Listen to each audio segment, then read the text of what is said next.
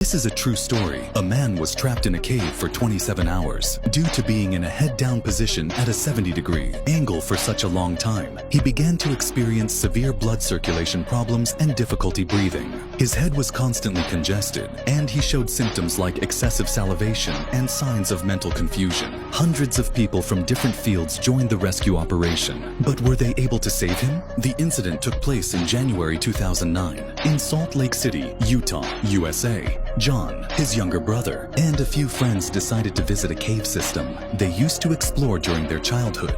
This area, known as Nutty Putty Cave, is famous for its challenging tunnels. After about 30 minutes, they reached a tunnel called the Slide Passage. The group had a lot of fun there, enjoying the challenge of crossing the narrow passage. However, John and his brother, still excited, decided to venture deeper into the cave to explore a more challenging area called the Birthing Canal. This tunnel got its name because it's so narrow that crossing it is compared to a worm squeezing through a cocoon. About 20 minutes later, when they were almost at their destination, John took a wrong turn and entered an unmapped area. Seeing that the passage ahead was extremely tight, he became excited, thinking he had found the Birthing Canal, and confidently kept going. As the space grew tighter, he insisted on moving forward, believing the difficulty was a sign he was on the right path, until he reached a point where he could no longer advance. That's when he realized something was wrong. Even worse, he couldn't move backward either. Trapped at a 70-degree angle with his head down, he tried several times to move by himself, but to no avail. Out of options, he started yelling for help, calling his brother Josh. Josh entered the passage and tried to pull John out with his hands, but the space was so tight he couldn't get enough leverage. With no other choice, he went back to find a wider area in the cave and tried to use his feet to pull John out. Again, it didn't work. After multiple failed attempts, Josh went to seek external help.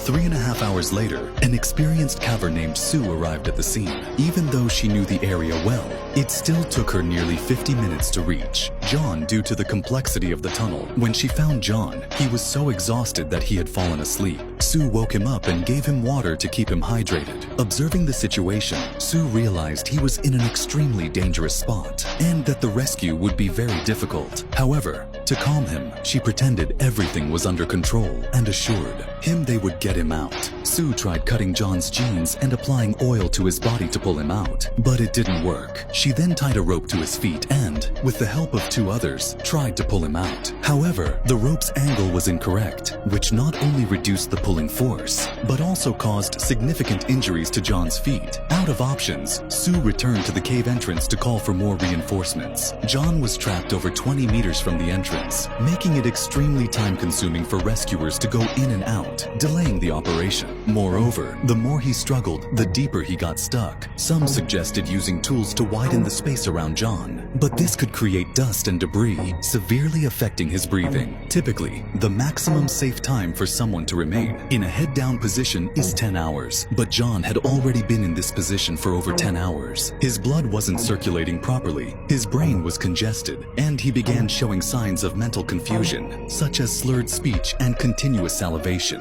One absurd idea was to use explosives to open up space, but that could cause the cave to collapse and kill John instantly. Still, another, more practical approach was proposed.